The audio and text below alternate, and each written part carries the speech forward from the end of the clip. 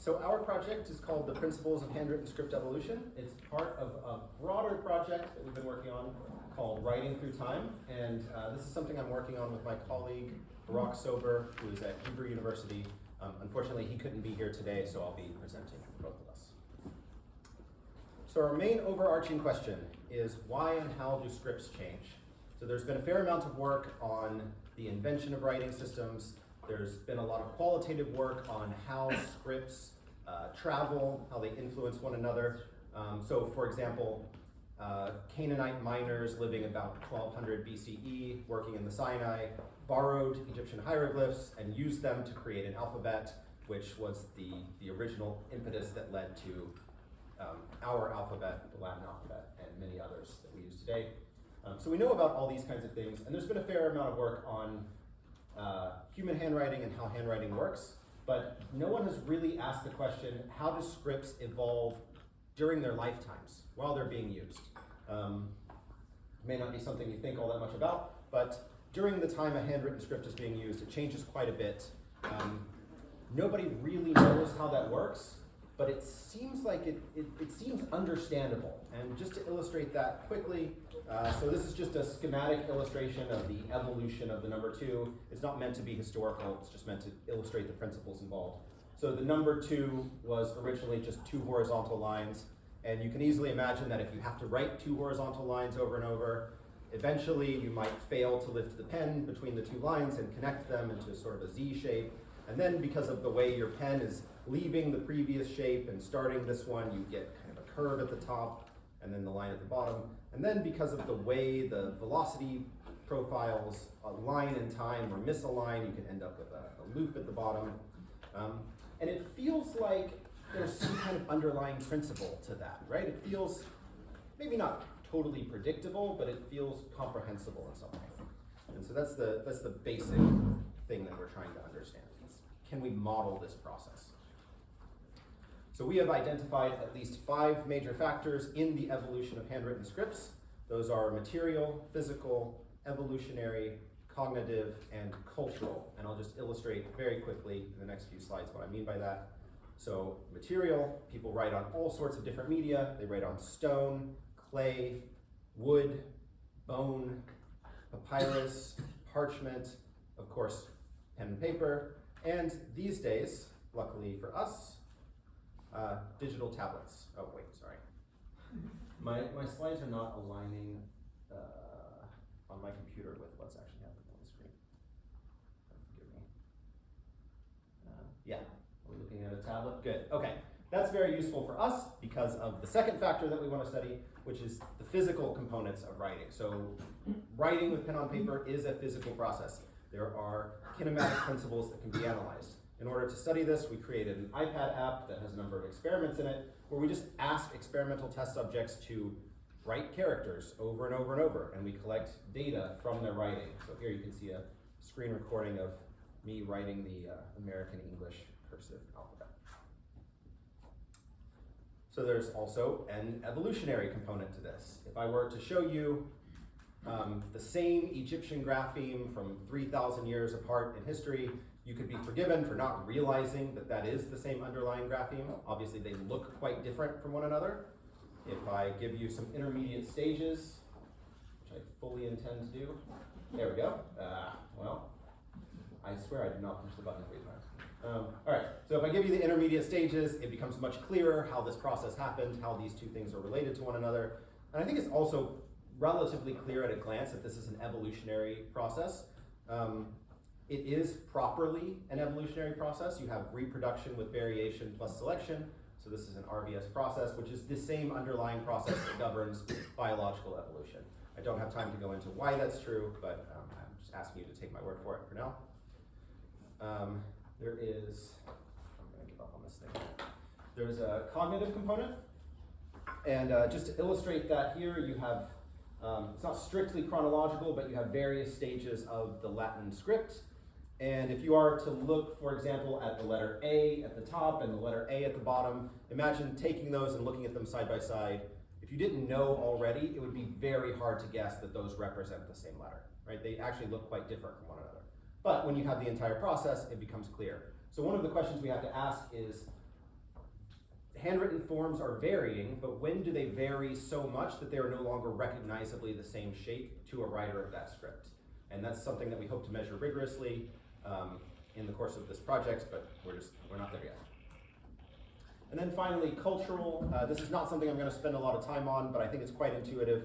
Writing is a culturally embedded technology. It's influenced by linguistic register, prestige, politics, history, iconicity. All of these factors matter for writing. And just to illustrate that, you can imagine if you're building a tomb for a queen, you write different letter forms than you would if you were just jotting something down for everyday purposes. So most of what my talk today is about the physical components of writing. And again, to illustrate what we're doing here, we created an app that records 6-dimensional data for every letter shape drawn. In this case, it's the X and Y coordinates of the pen, the time, the pressure of the pen, which you can actually see visualized here by the thickness of the colored stroke.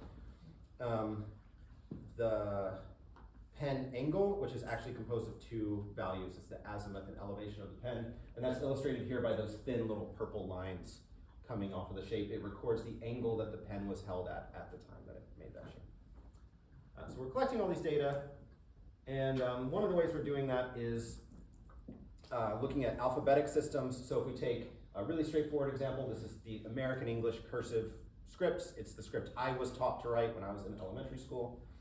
And so we've created an experiment with that. And one of the things we're looking at is, well, it's a bunch of things, but each of these graphemes encodes a certain amount of information in the Shannon information sense, in the mathematical sense. And each of these graphemes has various physical properties. So for instance, they take different amounts of times to draw when you're drawing them. So when we do all these experiments and collect a bunch of data from experimental subjects, we find that there's a very robust correlation between information, which is represented on the x-axis here, and drawing time, which is represented on the y-axis. So the laser pointer doesn't work on the screen, but if you look at the letter E in the lower left, you can see that that's a very fast letter to write. The drawing time is on average quite low. And if you look at something like Q and Z over on the right, you can see the drawing time is much longer on average, and those letters on average encode much more information than the letter E does. The letter E is the most common language, and the most common letter in the English script. Then if you compare that to something like these Latin epigraphic characters, you can see that the correlation totally disappears. And then again, just to illustrate, if you look at the letter E on the left, that takes about as much time to draw as the letter Z on the right. So there's really no relationship between drawing time and information content. And that tells us something about script evolution. It means that the script was being optimized over time to be more efficient to write by making more common letters faster and less common letters slower. And that actually, from our experiments, we found that seems to be embedded in the script itself. So experimental subjects enter their native language and the scripts they know before doing the experiments, and that correlation exists in every single test we've done, and it doesn't matter whether someone has written a script their whole life or never seen that script before. So we think this is actually a quality of the script itself. We've done this so far on 4 different alphabets, found the same correlation every time, and in this case, I actually just took all of the experimental data, put them all together, and put them into the same plot, and you can see that the correlation gets a bit weaker, but it's still there, and quite interestingly, all of the different alphabets, the averages land on the same trend line, which suggests that there's even some kind of like optimization limit that every alphabet is approaching. Okay, so that works really well for alphabets. It's easy to do those experiments. But what do you do for a script like hieratic, where you have many hundreds of signs spread out over thousands of years? That's something we're still working on, and I'll say a little bit more about that later. And then to further complicate things, what do you do for a script like cuneiform, where you have hundreds or even thousands of signs, and they were originally written on a clay tablet with a wooden stylus. So you can't really do that, you can't imitate that on an iPad. How do you measure things like drawing time? In this case, that's something we're still working on. One of the things that's really important to us in this project is collaborating with other projects that study writing. So we're kind of seeing a revolution in the study of scripts right now. We've been in extensive contact with Isabel Marteau Santaniello, who has the Agrapsa project. She works on Greek paleography using digital tools. We've spoken perhaps too much with the Demotic Paleographic Database project, that's in Heidelberg, and the Akupal project in Mainz, which studies hieratic paleography. All those hieratic signs you saw on the previous slide are from a data set that they gave us to use. But we're always looking for more collaboration, so if you know of anything, please don't hesitate to tell me. And then what's next? Well, as part of this project, we want to do experiments using actual real brushes, papyrus, pressure pads, and high-speed video recording. We want to be able to get the same data that we get from the iPad app, but using real physical media. Because as I said earlier, materiality matters for the evolution of writing. We're not suggesting that an iPad tells us everything we need to know. We need to look at actual historical materials to understand this better. We want an idealized mathematical model of how signs change. We want a stochastic model of script evolution. Obviously, that's a probabilistic process. And then, if we have a sort of ideal model of how signs change, we can compare that to reality and find places where it inevitably doesn't match up with what really happened, and then ask questions about historical events and cultural forces that were also influencing the evolution of script at the same time. And we're really hoping that this study of handwritten script evolution can then inform studies of things like history and culture as well. So if you're interested, download our app and participate in the experiments. And thank you very much for your attention.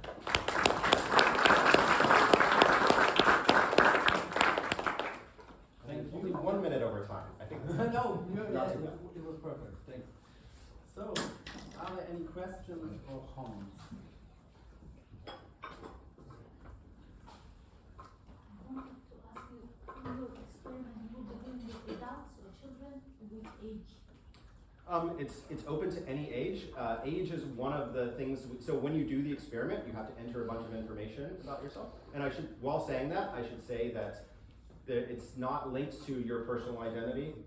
The name, the username that you put in is hashed, so we don't actually know your name. But we collect information about age, handedness, gender, that's like gender assigned at birth, and your native languages and what scripts you can read and write. So yeah, so we will look at age because it's well known that handwriting changes with age, and there's been quite a bit of study into that and how that works. But right now we're just kind of collecting as much data as we can, and then we can facet it according to what people think. Two questions. One question is, it reminds me of Chinese calligraphy. Mm-hmm. But I think there are some differences. First, you use a brush, soft writing tool with different possibilities of ink densities, because it could be more water or less, and the time could be different due to different styles of calligraphies. So because it's a totally different system, if you just you apply your project only to letters, I mean, or it could be also used for other languages, like I mean. Good question. This is the first question, and then second question. I think I have bumped into a project which tries to research on the holy writing, or writings of holy scriptures. For example, in Taoism, in Christianity, in Judaism, I think in different traditions.